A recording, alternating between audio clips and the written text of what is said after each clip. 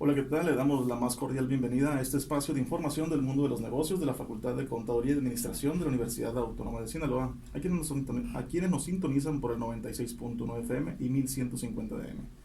Desde Radio UAS para estar bien informados y escuchar lo más relevante que acontece en nuestra unidad académica. Tengo el gusto de acompañar y saludar a Diana Tamayo. Muchas gracias, Jaime. Bienvenidos, querido auditorio, a una edición más de nuestro programa Hablemos de Negocios en la UAS. Y como siempre quiero aprovechar para enviar un caluroso saludo a nuestro director, así como a la secretaria académica, quienes ahorita se encuentran en la reunión del Consejo Nacional Directivo ANFECA en la FECA UNAM en Ciudad de México.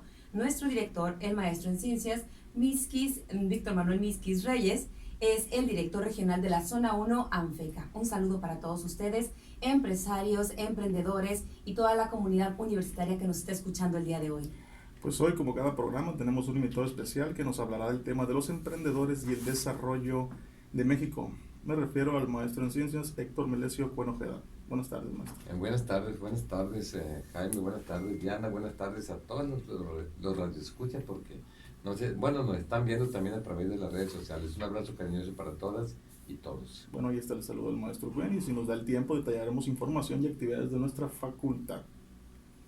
Y bueno, para iniciar, pues el maestro es muy querido por todos nosotros y por supuesto tiene una amplia trayectoria. Dentro de ello resaltamos por supuesto que fue rector de nuestra universidad y es empresario de la localidad. Por lo tanto, hoy nos va a hablar de negocios en general y hay un tema que tocamos, maestro, en el aniversario de la facultad el año pasado, los emprendedores y el desarrollo de México.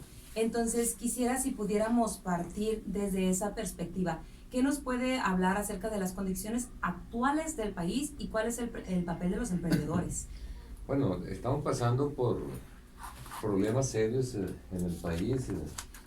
Por primera vez después de muchos años, creo que hace 10 años fue un crecimiento magro que tuvo el país y hemos pasado por varias crisis. Hoy, en el 2019, no hay crecimiento aquí en México, no hay crecimiento económico, incluso de acuerdo a lo que reportó el INEGI el día de ayer, hay un crecimiento negativo, 1.1% de crecimiento económico, y cuando no hay crecimiento económico hay falta de empleo, y cuando hay falta de empleo aumenta la pobreza, la desigualdad social y por lo tanto la violencia también.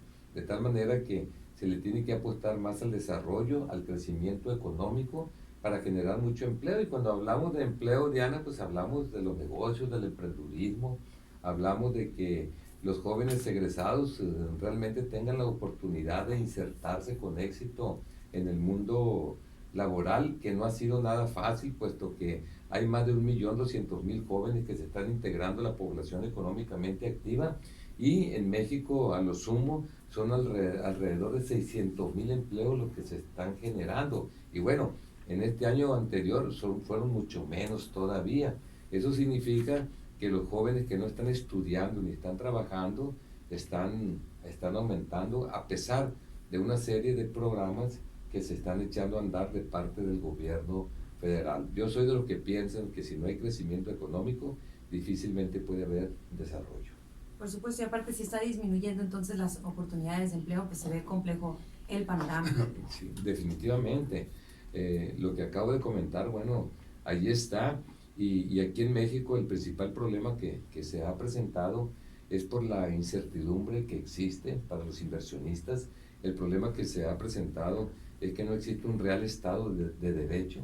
Hay mucha inseguridad, pero sobre todo, de repente, el actual gobierno federal pues ha caído en algunas ocurrencias, como la cancelación de proyectos muy importantes, como es continuar con la construcción del aeropuerto de la Ciudad de México allá en Texcoco, y en ese tenor hay incertidumbre para la inversión. Definitivamente, si nosotros queremos que haya más generación de empleo, tiene que haber más inversión, y la inversión principal aquí en México es de la iniciativa privada.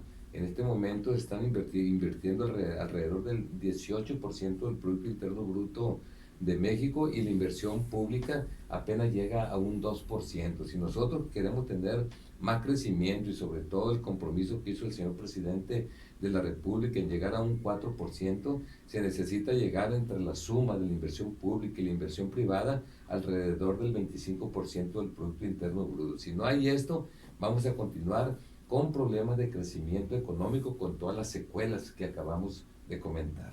Sí, claro, y en términos porcentuales la mitad de lo esperado pues no es menor la preocupación que tenemos en términos de calidad educativa, ¿no? Sí. Lo que necesitamos. Definitivamente, Diana, y bueno, una situación que tenemos, ustedes vienen de una escuela con mucho prestigio, la Facultad de Contabilidad y Administración, donde hay diversificación educativa, donde hay posgrado, donde hay el grado de maestría, de doctorado, y la verdad que yo los felicito, ¿no? Felicito a su director, el maestro en ciencias Víctor Vizquis, por ese trabajo que se está desarrollando hasta el día de hoy, pero se le tiene que seguir apostando. Ustedes saben mucho de fiscalización y sabemos que aquí en México el porcentaje que se recauda como consecuencia de los impuestos es muy bajo con respecto al resto de los países. Es decir, el gasto público depende mucho de la recaudación de los impuestos. La meta que se tiene de los 6.1 billones de pesos en el marco del monto que existe para la ley de ingresos, alrededor de 3.6 billones son de impuestos, que por cierto, hoy tuvimos una mala noticia nosotros como mexicanos, en el sentido de que no se logró recaudar el IVA que se pensaba, ni el ISR que se pensaba, y por lo tanto se tuvo que tomar un poco más de 100,000 millones de pesos del Fondo de Estabilización aquí de México, que es una reserva. Mala noticia. Eso aparejado con la falta de crecimiento económico nos pega duro aquí en el país. Y lo otro, hablando de negocios, pues sabemos que casi 6 de cada 10 empleos aquí en México están en la informalidad, es decir, no tienen seguridad social, no pagan impuestos, y bueno, se le tiene que dar certidumbre a la gente para que haya formas fiscales más blandas para esa gente y se incorporen a la formalidad, y en un futuro México pueda recaudar más recurso económico, no por decreto, Diana, porque es muy fácil decir, ahora hay que aumentar el IEPS, ¿no? Ahora hay que aumentar el IVA para medicamentos y alimentos, ¿no? Ahora por decreto pues hay que aumentar el ISR. No, que se recaude mucho, pero mucho dinero en México, pero que sea consecuencia de la productividad. Claro, sí, detrás debe haber... No por decreto, como el día de ayer un diputado dice, hay que subir otro peso a los refrescos, que porque estamos muy gordos aquí en México. Por favor, no se trata de eso.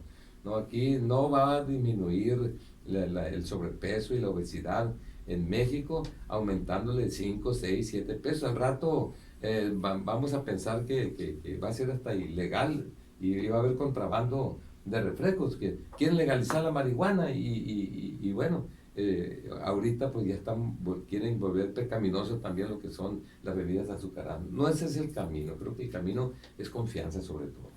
Tomando en cuenta, maestro, sobre el extracto que estaba comentando ahorita, el rol de las universidades, es decir, ¿qué papel juega la educación superior para estimular el emprendimiento en los jóvenes y que puede desarrollar la economía de un municipio, un estado, la región y el mismo país? Bueno, sobre todo, tiene que haber pertinencia, tiene que haber mucha vinculación entre las instituciones de educación superior y lo que son los sectores productivos y el propio gobierno, porque hay mucha inversión pública. ¿Para qué? Para que las muchachas, los muchachos que egresan tengan los conocimientos y las herramientas necesarias para entrar al mundo del trabajo exitosamente. ¿Qué quiere un empresario? Un empresario quiere más rentabilidad para la empresa.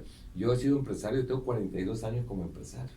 Yo tengo laboratorios clínicos, soy dueño de diagnóstico nuclear de Culiacán, y lógicamente que a mí me interesa contratar gente capaz que dé el ancho, ¿no? Gente que conozca lo que es la certificación de procesos administrativos, gente que realmente valore lo que es la calidad y la calidez que tiene que haber en un negocio.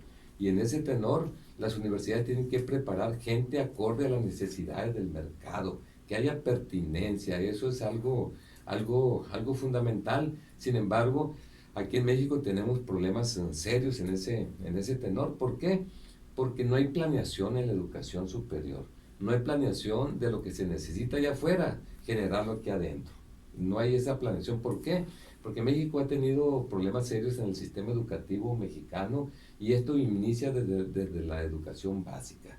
Nosotros, si vemos cuál es el promedio de escolaridad que tenemos nosotros como mexicanos, apenas llegamos a secundaria, 9 años, 9.1 años, es lo que tenemos. Pero ahorita estamos a punto de firmar un tratado de libre comercio, México, Estados Unidos y Canadá, el TEMEC, Sí. que ya lo firmamos nosotros, lo firmó Estados Unidos el día de ayer o antier, y ya Canadá está haciendo lo propio. Sin embargo, estamos compitiendo contra otras naciones, y esas naciones, una comparación para ver quiénes son mejores, es revisar su sistema educativo. Y allá el promedio de escolaridad que tiene es arriba de 12 años y hasta 13 años. Nos llevan mucha ventaja. Aquí la cobertura en educación superior apenas llega, hoy lo dijo el secretario de Educación Pública, el señor Moctezuma Barragán, dijo 39.3, algo así por ciento. Eso significa que de cada 100 jóvenes que tienen entre 19 y 23 años, que debieran estar estudiando una carrera profesional, únicamente lo están haciendo 39 y fracción. Eso significa, el resto ya se quedaron en el camino. Allá, con ellos, contra lo que estamos compitiendo, es arriba del 80%.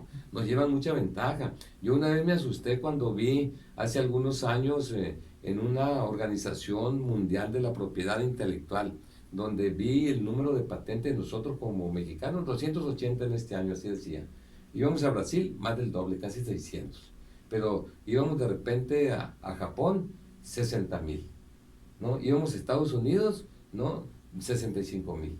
Entonces, pues estamos en pañales prácticamente en lo que es el emprendurismo, en lo que es el desarrollo tecnológico, lo que es la innovación. Estamos en pañales, nos lleva mucha ventaja.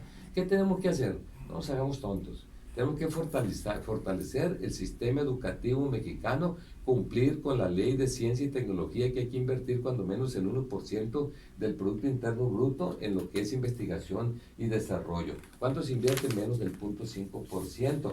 Los países como Israel el 4%, Estados Unidos arriba del 2%, la OCDE, donde nosotros pertenecemos, está arriba del 2% el promedio. Entonces, mientras no se le invierta y estemos conscientes que esto no es un gasto, sino que es una inversión, pues vamos a continuar así. Entonces, ¿para qué tanto brinco, tanto tan parejo? Muy bien, recordamos que estamos en su programa Hablemos de Negocios y buenas vibras y saludos para quienes nos estén sintonizando por el streaming de Radio UAS y también por el 96.1 FM. Se encuentra con nosotros el maestro en ciencias Héctor Melesio Conejeda, que nos está hablando de los emprendedores y el desarrollo de México. Vamos a una pausa y regresamos. Hay gustos datos, maestro. Hay gustos datos. Vamos a empezar con esta pregunta. ¿Y dónde está Sinaloa? Aquí también. Entorno, emprendedores, puede ser, sí. Sí. El entorno, tú pretendes. Si maneja algunas 12 variables, pero es privado. ¿Le quiero acompañar allá? De hecho, sigue grabando, si quieres aplástale. ¿A cuál? ¿Aquí? ¿Al pausa o al...? Al rojo. Y ahorita